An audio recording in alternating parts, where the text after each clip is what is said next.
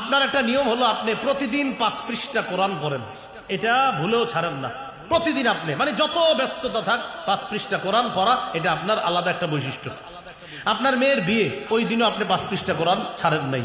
আপনার মেয়ের বিয়ের আগের দিন কতটা ব্যস্ত আপনি থাকার কথা, কিন্তু এত ব্যস্ততার মাঝেও আপনি যখন ঘুমাইতে যাবেন তখন আপনি ওই 5 পৃষ্ঠা যে নিয়মিত পড়েন এটা আপনি ছাড়েন না। কথার কথা, এরকম একটা ইবাদত আপনি ডেলি করেন।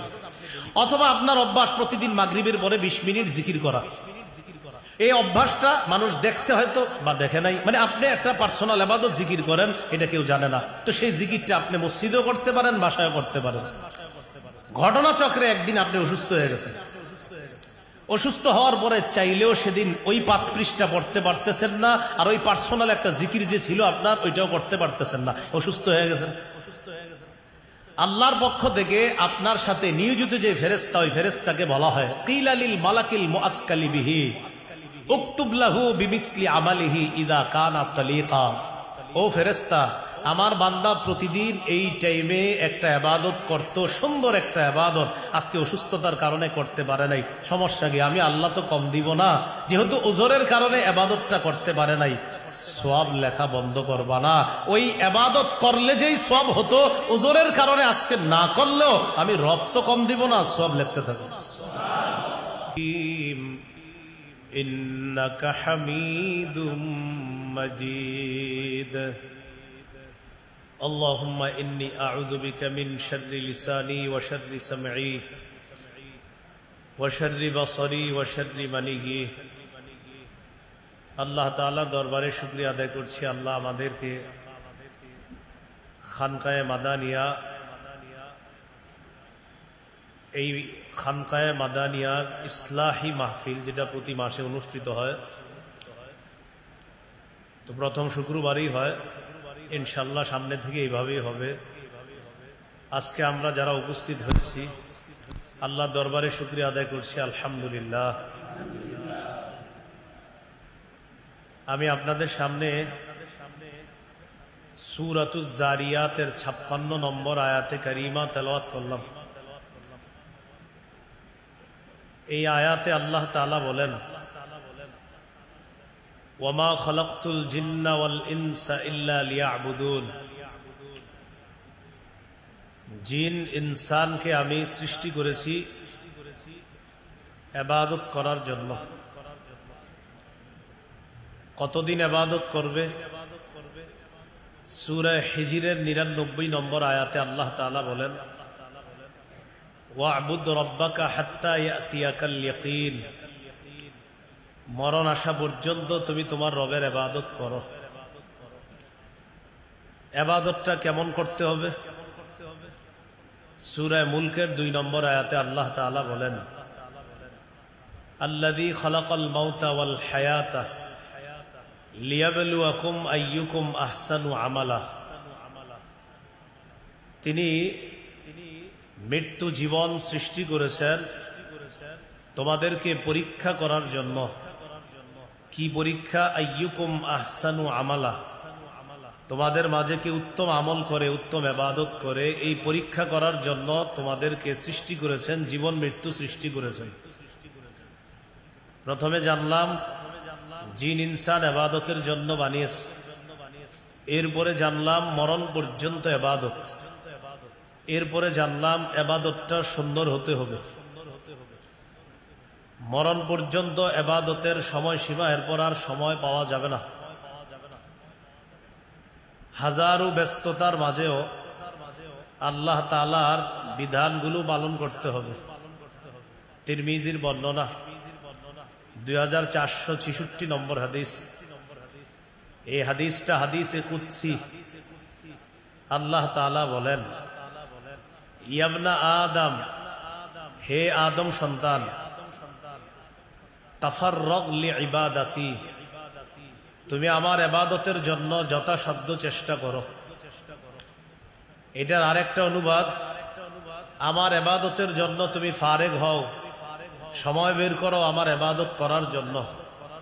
হাজারো ব্যস্ততার মাঝেও তুমি আমার ইবাদতের জন্য যথাসাধ্য চেষ্টা করবা। কি উপকার? আমলা সাদরাকা গিনা, ওয়া আসুদ্দা ফাকরা, হাজারো ব্যস্ততার মাঝে যদি তুমি ইবাদত করো, ইবাদতের জন্য সময় বের করো, আমি আল্লাহ ওয়াদা করলাম তোমার অন্তরটা ঐশ্বর্যে, ধনাঢ্যতায়, ধন সম্পদে পরিপূর্ণ করে দিব। ওয়া আসুদ্দা ফাকরা, তোমার দারিদ্রতা দূর করে দিব। ওয়া ইল্লাহ, আর যদি আমার ইবাদতের জন্য সময় বের না করো, তুমি শুধু ব্যস্ত, তোমার দাওয়াত দিলেই বলো ব্যস্ত, ভাই আসরের নামাজটা পড়তে আসেন, লুঙ্গিটা ভালো না, নামাজ পড়তে আসেন, ব্যস্ত, প্রচুর ব্যস্ত। আগে শ্রমিক ছিল আন্ডারে 10 জন, 5 ওয়াক্ত নামাজ পড়ত, এখন 100 জন, এখন 3 ওয়াক্ত পড়ে। 500 জন শ্রমিক হওয়ার পর 1 ওয়াক্ত আসে মসজিদে, 1000 শ্রমিক হয়ে যাওয়ার পর 5 ওয়াক্তই মসজিদে আসে না, বাসায় পড়ে।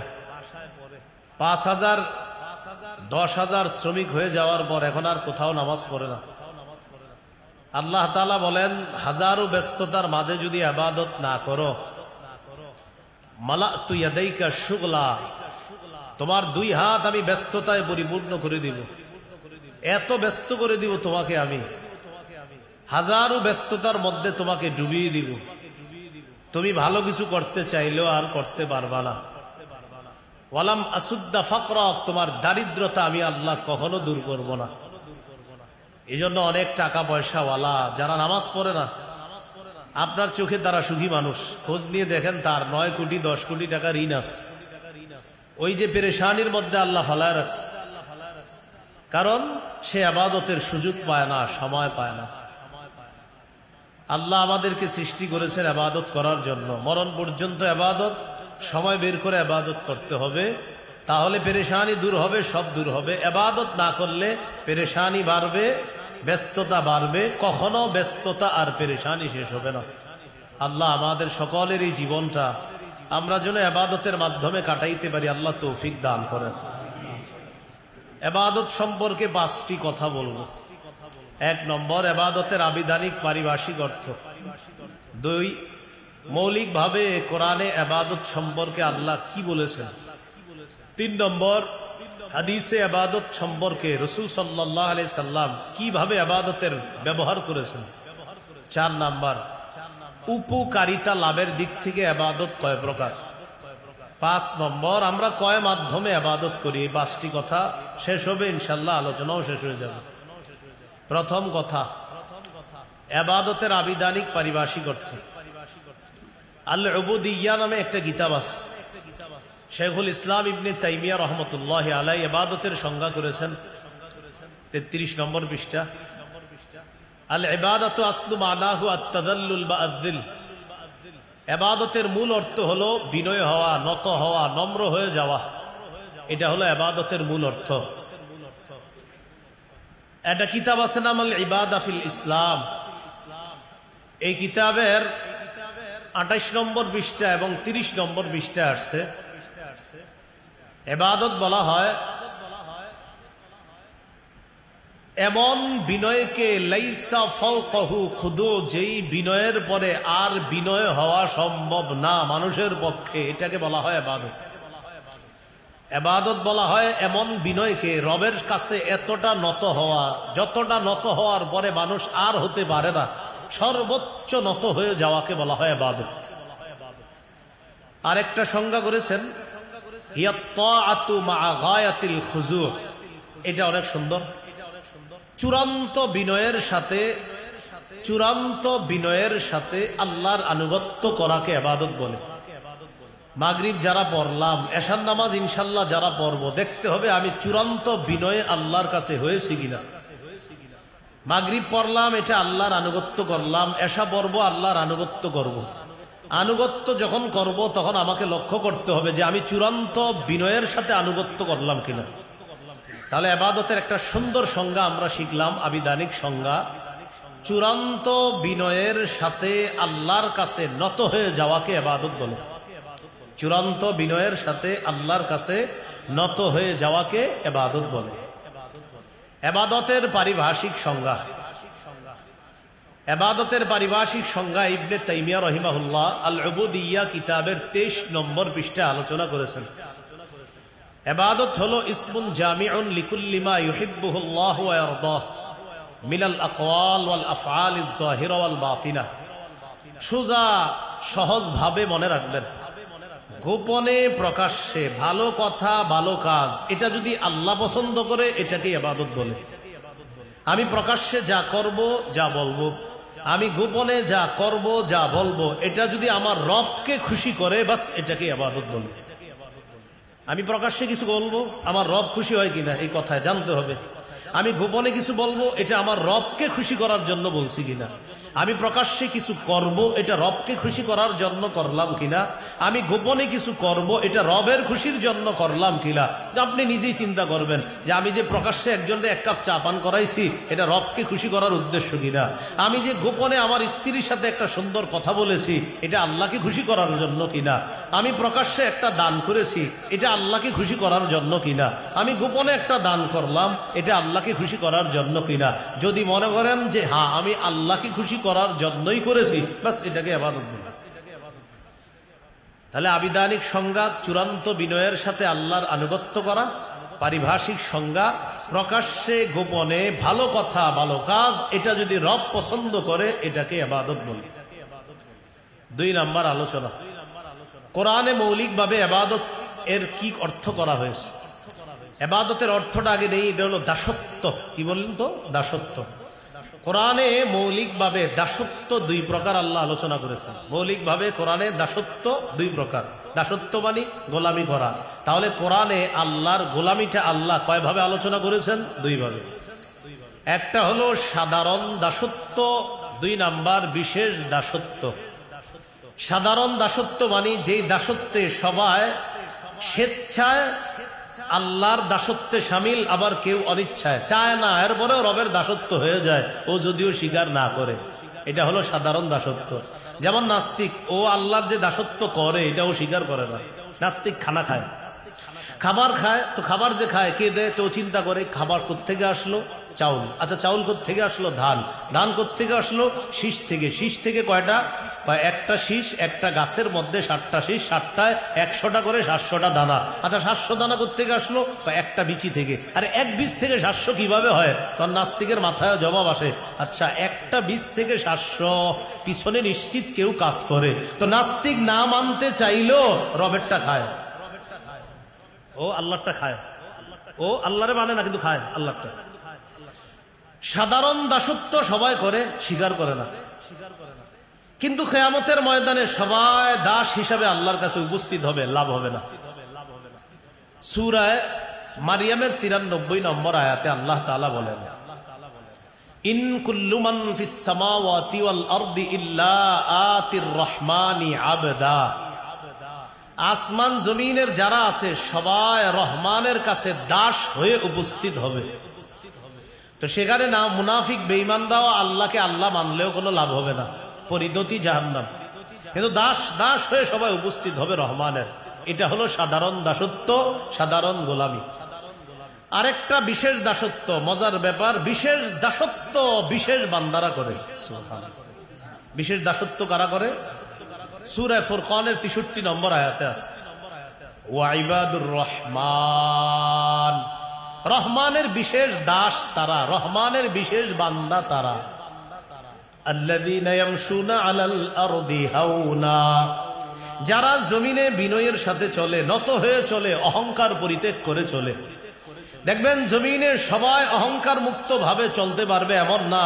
আল্লাহ বলে আমার বিশেষ বান্দারা জমিনে নম্র ভাবে চলবে। নম্র ভাবে চলা হলো আমার বিশেষ দাসত্ব, আর আমার এই বিশেষ দাসত্বটা করে আমার বিশেষ বান্দারা। তাহলে দাসত্ব কোরআনে 2 প্রকার পাইলাম। একটা সাধারণ দাসত্ব যেটাতে সবাই শামিল, আর একটা বিশেষ দাসত্ব, এখানে আল্লাহর বিশেষ মুমিন বান্দারা অন্তর্ভুক্ত। আল্লাহ আমাকে আপনাকে আমাদের সকলকে আল্লাহর বিশেষ দাস বা বিশেষ গোলাম হওয়ার তৌফিক দান করেন। তৃতীয় আলোচনা, হাদিসে ইবাদতের ব্যবহার কিভাবে হয়েছে। এই ব্যাপারে কয়েকটি হাদিস শুনি যেখানে ইবাদতের ব্যবহার বিভিন্ন ভাবে হয়েছে।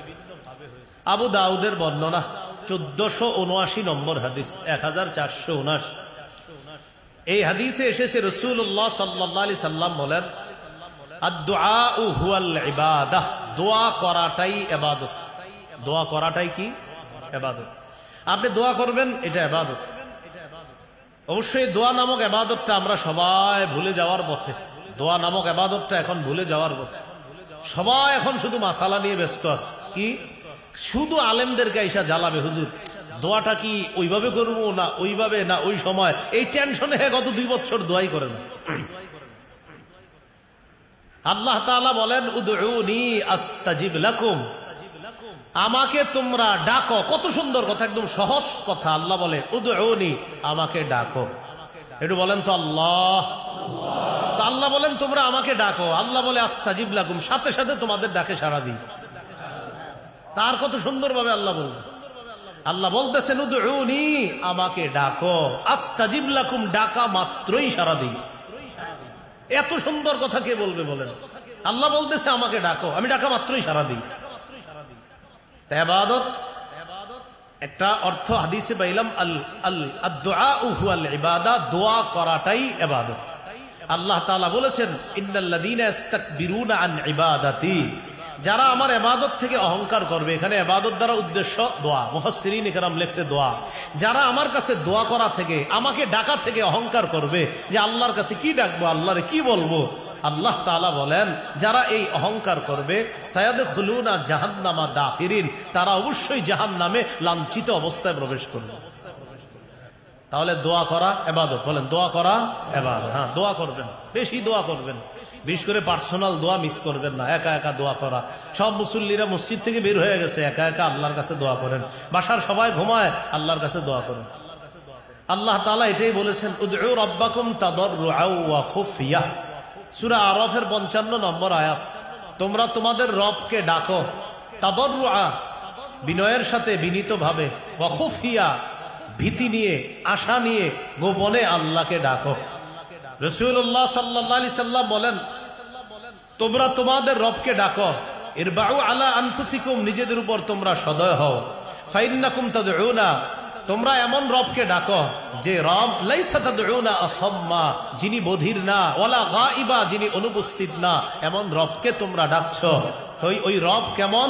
ইন্নাকুম তাদউনা সামিআন করিবা, তিনি এমন রব যাকে তোমরা ডাকতেছো, আস্তেও যদি ডাকো তোমার অতি নিকটে থেকে তোমার ডাকটা তিনি শুনেন। সূরা বাকারা 186 নম্বর আয়াত কেন নাজিল হলো? সাহাবায়ে কেরাম প্রশ্ন করলেন, আকারিবুন রব্বুনা ফানুনাজিহি আম বাঈদুন ফানুনাদিহি, ইয়া রাসূলুল্লাহ, আল্লাহ কি আমাদের একদম কাছে যে আল্লাহকে আস্তে আস্তে ডাকবো, নাকি আল্লাহ দূরে যে জোরে ডাকবো? আবার বলি, দেখেন আমাদের দূরে কেউ ডাকলে এ ভাই জোরে ডাকি, আর কাছে হইলে এত জোরে ডাকার প্রয়োজন হয় না। তো সাহাবায়ে কেরাম একদিন বললেন, হুজুর আকারিবুন রব্বুনা, আল্লাহ কি কাছে, ফানুনাজিহি, যে আস্তে আস্তে ডাকবো, আম বাঈদুন ফানুনাদিহি, নাকি আল্লাহ অনেক দূরে যে জোরে জোরে ডাকবো? তখন এই প্রশ্নের জবাবে আল্লাহ তাআলা তার হাবিবকে জানায়া দিলেন, হাবিব এই প্রশ্নের জবাবটা আমি আল্লাহই কোরআনে জানায়া দিলাম, আপনি সাহাবায়ে কেরামকে জানায়া দেন। সূরা বাকারার 186 নম্বর আয়াত আল্লাহ নাজিল করে দিলেন, ওয়া ইযা সাআলাকা ইবাদি আন্নী, আপনাকে আমার বান্দারা যখন আমার ব্যাপারে জিজ্ঞাসা করে, ফাইন্নী করিব, বলে দেন ফাইন্নী করিব, আমি অতি নিকটে আছি। এরপরে কি বলে দেখেন, উজিবু দাওয়াতাদ দাঈ ইযা দাআন, কত সুন্দর কথা। দোয়াকারী আমাকে ডাকা মাত্রই আমি তার ডাকে সাড়া দিই। উজিবু দাওয়াতাদ দাঈ, আমি আহ্বানকারীর ডাকে সাড়া দেই, ইযা দাআন, যখন সে আমাকে ডাকে। একটু আপনারা মহব্বতের সাথে বলেন তো, আমরা কাকে ডাকা মাত্রই তিনি সাড়া দেন? অতএব, কি বলেন তো সবাই? অতএব। এবার আল্লাহ কি বলে দেখেন, ফাল্লাস্তাজিবু লি, অতএব তারাও যেন আমার ডাকে সাড়া দেয়। প্রথমে বলেন তো, আমরা ডাকলে কে সাড়া দেয়? আল্লাহ কত মায়া করে বলে যে তোমরা ডাকলে আমি সাড়া দেই, তো আমি ডাকলে সাড়া দাও না কেন? আল্লাহ বলেন, উজিবু দাওয়াতাদ দাঈ ইযা দাআন, আহ্বানকারীর আহ্বানে আমি সাড়া দেই, সে যখন ডাকে। ফাল্লাস্তাজিবু লি, নবী বলে দেন তারাও যেন আমি আল্লাহর ডাকে সাড়া দেয়। বলেন তো, আমরা ডাকা মাত্র কে সাড়া দেয়? আমরা ডাকা মাত্র কে সাড়া দেয়? আল্লাহ কয়, তো আমি ডাকলে সাড়া দাও না কেন? তোমরা ডাকলেই সাড়া দিই, আমি তোমাদেরকে মুয়াজ্জিনের মাধ্যমে হাইয়া আলাস সালাহ কতবার বলি, শাটারটা বন্ধই করো না দোকানের। তুমি আমাকে বিপদে পড়ে ডাকা মাত্রই আমি আল্লাহ বলি, বলো কি বলবা? আমি তোমারে 5 বার কতভাবে মুয়াজ্জিনের মাধ্যমে ডাকলাম, যাবো যাবো বলতে বলতে 7 দিনও যাও না। জুমার নামাজে তাও ফাজকুরুনি আজকুরকুম বললে যায় নামাজ জানিয়ে দৌড়ে মসজিদে যাও, বাস এগুলো। কি বললে? ফাজকুরুনি আজকুরকুম মানি, ফাজকুরুনি আজকুরকুম মানি যায় নামাজ নিয়ে বাহিরে দাঁড়ায় থাকে, ফাজকুরুনি বলবে, দৌড়ে গিয়ে দাঁড়াবে আল্লাহু আকবার। আর অদ্দোহা সূরা যদি হুজুর নেয়, এত বড় সূরাটা হুজুর আজকে নিতে হইব আর একটু কেন? ও লিলাফি কুরাইশিন ছিল না? কারণ অদ্দোহা মোটামুটি সবাই পারে। আরো ছোট ছোট সূরা ছিল না? হুজুর আজকে এটা নিতে হইব। খুব টেনশন, কারণ উনি তো অনেক কষ্টে 2 রাকাত পড়বে। তো প্রিয় ভাইয়ারা, আল্লাহ বলতেছেন উজিবু দাওয়াতাদ দাহ, আমি আহ্বানকারীর ডাকে সাড়া দিই, ইদা দাআন, যখন সে আমাকে ডাকে, ফাল্লাস্তাজিবুলি, তারাও যেন আমার ডাকে সাড়া দেয়। কি সুন্দর কথা হাবিব, যেহেতু আমি আল্লাহ তাদের ডাকে সাড়া দিই, বলে দেন তারাও যেন আমার ডাকে সাড়া দেয়। তাহলে দোয়া করবো তো ইনশাআল্লাহ। দোয়া করলে কে সাড়া দেয়? এবার কে আমাদেরকে ডাকে নামাজে? অতএব আমরাও কার ডাকে সাড়া দিব? আল্লাহর ডাকে সাড়া দিব। তাহলে আমরা ওয়াদাবদ্ধ হয়ে গেলাম, যেহেতু রব আমাদের ডাকে সাড়া দেয়, অতএব আমরাও রবের ডাকে সাড়া দিব।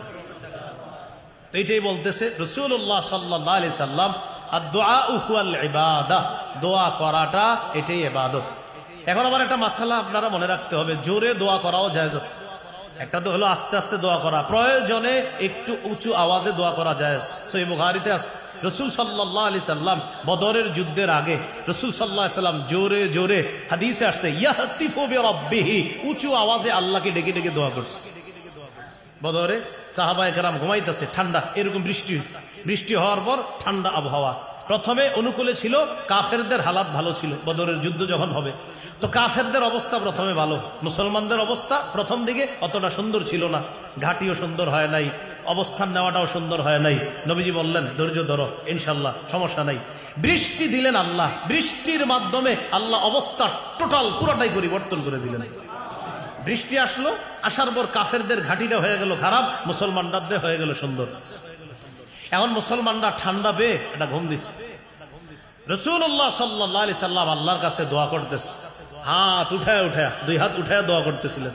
হাত উঠায় আল্লাহকে বলতেছিলেন, আল্লাহ ইন তুহলিক হাদিহিল ইসাবাহ, আল্লাহ আপনি যদি এদেরকে শেষ করে দেন, যে যুদ্ধ হবে বেঈমানদের সাথে 1000-এর মোকাবেলায়, আমার এই মুষ্টিময় কিছু সাহাবী, তারা আপনাকে আল্লাহ বলে, এরা ছাড়া দুনিয়াতে এই মুহূর্তে কেউ আপনাকে আল্লাহ বলে ডাক দেয় না। আপনি যদি তাদেরকে ধ্বংস করে দেন, লা তু'বাদ ফিল আরদ, দুনিয়াতে আপনার ইবাদত করার মতো কেউ থাকবে না আল্লাহ। নবীজি বলতেছে, আবু বকর সিদ্দিক রাদিয়াল্লাহু তাআলা পিছন দিয়ে দৌড়ে এসে ধরলেন। আয়েশা বললেন, হাবিব যথেষ্ট হয়েছে, সায়ুনজিজুলাকা মা ওয়াদাকা রাব্বুক, আমি আবু বকর বলছি, রব আপনার সাথে যা ওয়াদা করেছেন এটা অবশ্যই পূরণ করবে আল্লাহ। এখান থেকে বোঝা যায় প্রয়োজনে একটু উঁচু আওয়াজেও দোয়া করা যায়। তো কি শিখলাম আমরা? নিম্ন আওয়াজে দোয়া করা এটা বেশি জরুরি। একা একা দোয়া করতে পারেন, বাসায় দোয়া করতে পারেন, আপনার স্ত্রী সন্তানরা ঘুমায় তখনও দোয়া করতে পারেন, মসজিদের মুসল্লি একজনও নাই তখন আপনি আস্তে আস্তে আল্লাহর কাছে দোয়া করতে পারেন। সুফিয়ান সাউরি রহমতুল্লাহি আলাইহি আস্তে দোয়ার ব্যাখ্যা দিছে, যে দোয়া করে তার পাশ দিয়ে যখন আমরা যাওয়ার সময় আমরা যেন এটা বলতে পারি, লোকটা ফিস ফিস করে কি বলে, কি বলে, এটা হলো আস্তে দোয়া। আস্তে দোয়া কাকে বলে? যেন পাশ দিয়ে কেউ গেলে এটা বলে, আচ্ছা লোকটা ফিস ফিস করে কি বলে, এটাকে বলা হয় আস্তে দোয়া। মানে আমরা যেন দেখলে বলি, লোকটা কি বলে ফিস ফিস করে, এটাকে বলা হয় আস্তে দোয়া। তো হাদিস থেকে জানলাম, আদ-দুআউ হুয়াল ইবাদা, দোয়া করাটা ইবাদত। ইবাদতের একটা ব্যবহার আমরা হাদিস থেকে শিখলাম। আর একটা হাদিস দেখি, তিরমিজির বর্ণনা, 2201 নম্বর হাদিস। এই হাদিসে আসছে, রাসূলুল্লাহ সাল্লাল্লাহু আলাইহি সাল্লাম বলেন, আল ইবাদাতু ফিল হারজি কাহিজরাতিন ইলাইয়া, কলহ বিপর্যয়ের সময় ইবাদত করা। বর্তমান যে জামানাটা চলতেছে এটা কলহ বিপর্যয়ের জামানা, ফিতনার জামানা। নবী বলেন, এই ফিতনার জামানায় ইবাদত করা কাহিজরাতিন ইলাইয়া, আমি নবীর কাছে হিজরত করার মতো। এই যুগে ইবাদত করা, রাসূল সাল্লাল্লাহু আলাইহি সাল্লাম বলেন, কাহিজরাতিন ইলাইয়া, কলহ বিপর্যয়ের সময় ইবাদত করা, আমি নবীর কাছে হিজরত করা যেমন দামি, যেমন শ্রেষ্ঠ ফজিলতপূর্ণ কাজ, কলহ বিপর্যয়ের সময় আমার কোন উম্মত ইবাদত করা মানে আমি নবীর কাছে হিজরত করার মতো। আবু দাউদে আরেকটা হাদিস আসছে, রাসূলুল্লাহ সাল্লাল্লাহু আলাইহি সাল্লাম বলেন, এই ফিতনার জামানায় কেউ যদি ইবাদত করে, সাহাবায়ে কেরামের সামনে বললেন, ওই একজনকে 50 জনের সওয়াব দেওয়া হবে। সাহাবীরা বললেন, হুজুর কোন 50 জন? এটা কি ওই যুগের 50 জন নাকি আমাদের 50 জন? নবীজি বললেন, না, বাল আজরু 50 মিনকুম, তোমাদের 50 জন ইবাদত করলে যে সওয়াব, ফিতনার জামানায় আমার এক উম্মতকে তোমরা সাহাবীদের 50 জনের সওয়াব দাও। এটা এই কলহ বিপর্যয়ের জামানা, এই জামানায় ইবাদত ভুলেও মিস করবেন না। আল্লাহ আমাদের সকলকে বেশি বেশি ইবাদত করার তৌফিক দান করেন। ইবাদতের আরেকটা প্রয়োগ দেখি, মুসনাদে আহমদ হাদিসের কিতাব 6895 নম্বর হাদিস। এই হাদিসে এসেছে, রাসূলুল্লাহ সাল্লাল্লাহু আলাইহি সাল্লাম বলেন, ইন্নাল আবদা ইযা কানা, কোন বান্দা ইযা কানা ফি তরিকিন মিনাল ইবাদাহ, ফি তরিকিন হাসানিন, কোন বর্ণনায় তরিকাতিন হাসানাতিন মিনাল ইবাদাহ, কোন বান্দা যদি ইবাদতের উত্তম একটা পদ্ধতি গ্রহণ করে। ইবাদতের উত্তম পদ্ধতি কি, এটা একটু আমি আপনাদেরকে বলছি। আপনার একটা নিয়ম হলো, আপনি প্রতিদিন 5 পৃষ্ঠা কোরআন পড়েন, এটা ভুলেও ছাড়েন না। প্রতিদিন আপনি, মানে যত ব্যস্ততা থাক, 5 পৃষ্ঠা কোরআন পড়া, এটা আপনার আলাদা একটা বৈশিষ্ট্য। আপনার মেয়ের বিয়ে, ওই দিনও আপনি 5 পৃষ্ঠা কোরআন ছাড়েন নাই। আপনার মেয়ের বিয়ের আগের দিন কতটা ব্যস্ত আপনি থাকার কথা, কিন্তু এত ব্যস্ততার মাঝেও আপনি যখন ঘুমাইতে যাবেন, তখন আপনি ওই 5 পৃষ্ঠা যে নিয়মিত পড়েন, এটা আপনি ছাড়েন না। কথার কথা, এরকম একটা ইবাদত আপনি ডেলি করেন। অথবা আপনার অভ্যাস প্রতিদিন মাগরিবের পরে 20 মিনিট জিকির করা। এই অভ্যাসটা মানুষ দেখছে হয়তো বা দেখে নাই, মানে আপনি একটা পার্সোনাল ইবাদত জিকির করেন, এটা কেউ জানে না। তো সেই জিকিরটা আপনি মসজিদেও করতে পারেন, বাসায়ও করতে পারেন। ঘটনাচক্রে একদিন আপনি অসুস্থ হয়ে গেছেন, অসুস্থ হওয়ার পরে চাইলেও সেদিন ওই 5 পৃষ্ঠা পড়তে পারতেছেন না, আর ওই পার্সোনাল একটা জিকির যে ছিল আপনার, ওইটাও করতে পারতেছেন না, অসুস্থ হয়ে গেছেন। আল্লাহর পক্ষ থেকে আপনার সাথে নিয়োজিত যে ফেরেশতা, ওই ফেরেশতাকে বলা হয়, কিলা লিল মালাকিল মুআক্কালি বিহি উকতুব লাহু বিমিসলি আমালিহি ইযা কানা তালিকা। ও ফেরেশতা, আমার বান্দা প্রতিদিন এই টাইমে একটা ইবাদত করত, সুন্দর একটা ইবাদত, আজকে অসুস্থতার কারণে করতে পারে নাই, সমস্যা কি? আমি আল্লাহ তো কম দিব না, যেহেতু ওজরের কারণে ইবাদতটা করতে পারে নাই, সওয়াব লেখা বন্ধ করবা না। ওই ইবাদত করলে যেই সওয়াব হতো, ওজরের কারণে আজকে না করলেও আমি রব তো কম দিব না, সওয়াব লিখতে থাকবো। এজন্য প্রত্যেকেই কিছু ইবাদত, যে আবাদতগুলো আপনি করেন, যে আপনি ডেলি আধা পারা কোরআন পড়েন, কথার কথা, যে বা 2 পৃষ্ঠা কোরআন তেলাওয়াত আপনি প্রতিদিন করেন, হাজারো ব্যস্ততার মাঝে আপনি তেলাওয়াতটা ছাড়েন না, এটা হলো আপনার অভ্যাস। তো আপনি এরকম কোন ইবাদত ধরতে পারেন। তিরমিজির বর্ণনা আসছে 1333 নম্বর হাদিসে, 1333, রাসূলুল্লাহ সাল্লাল্লাহু আলাইহি সাল্লাম বলেন, আল জাহিরু বিল কুরআন কাল জাহিরি বিস সাদাকা ওয়াল মুসিররু বিল কুরআন কাল মুসিররি বিস সাদাকা। প্রকাশ্যে কোরআন তেলাওয়াত করা, প্রকাশ্যে সদকা করার সওয়াব, গোপনে কোরআন তেলাওয়াত করা, গোপনে সদকা করার মতো সওয়াব। এখন আপনি কি করেন? প্রতিদিন 10টার আগে ঘুমায় যান, রাত 3:30টায় উঠে আপনি কোরআন তেলাওয়াত করেন, যেটা আমরা জানি না, আপনার বিবি সর্বোচ্চ জানে, পরিবারের সদস্যরাও তেমন জানে না, আমরা জানি না। এই যে একটা সুন্দর পদ্ধতি আপনি গ্রহণ করলেন, আর হাদিসে তো আছে ওই গোপন ইবাদতটার সওয়াব আল্লাহ তাআলা দিবেন। তো এইভাবে প্রত্যেকেই কিছু কিছু পার্সোনাল ইবাদত প্রতিদিন করার চেষ্টা করব, আল্লাহ তৌফিক দান করেন।